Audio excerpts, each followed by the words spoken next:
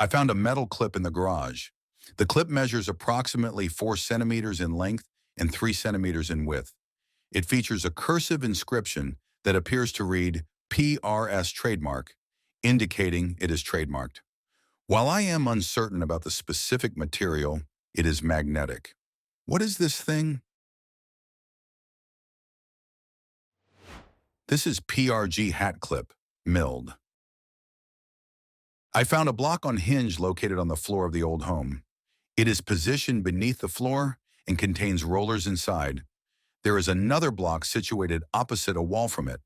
The dimensions are approximately 8 inches in length and 4 inches in width. I researched old house block hinge with spinning rollers, but I am uncertain about what else to investigate.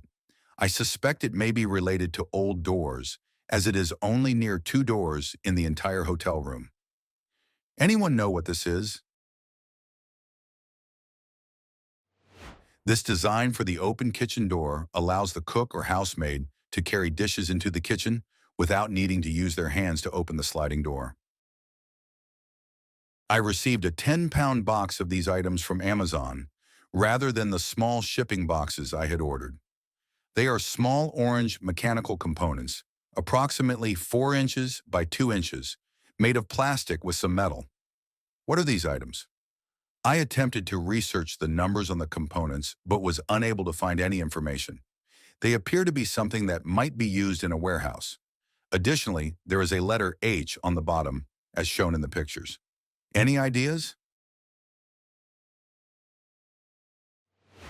These are tamper seals and bolts. You can use these to secure most that you could use a padlock on for one time. You would need to destroy it, though, to open it. They are also serialized, so if the shipper sealed a container with seal number 123469, the receiver can verify that the container hasn't been opened. I found a brass holder marked "Made in Spain" while cleaning out a church basement. It is less than 2 inches wide and less than 1/2 inch deep, and it appears to be designed for wall attachment. Initially, I considered it might be for holy water. However, since it came from an Episcopal church, where the use of holy water is not common, this seems unlikely. The item was found on top of a cabinet and was classified as junk, but I find it quite intriguing despite its shallow depth, which limits its capacity. Any ideas what this thing is? This is wall-mounted cross holder. In churches, they have something called processional crosses, a cross or crucifix on a stick that is carried into the church at the beginning of the service. Sometimes they put it in a holder on the wall. This is the lower part of the holder.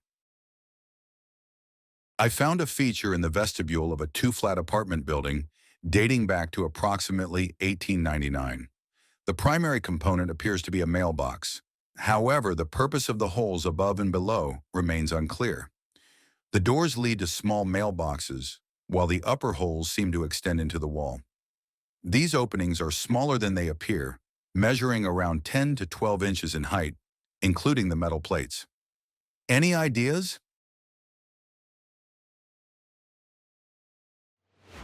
This is a doorbell and Victorian speaking tubes. I found a peculiar purple plastic object featuring a suction cup on its base. It measures 8 centimeters in height and 8 centimeters in width at its widest point. I came across this item in a bag of assorted items, which contained no other objects related to it. The remaining contents were primarily jewelry and home decor. I am uncertain about the purpose of this object. Any idea what it could be? It's a massager.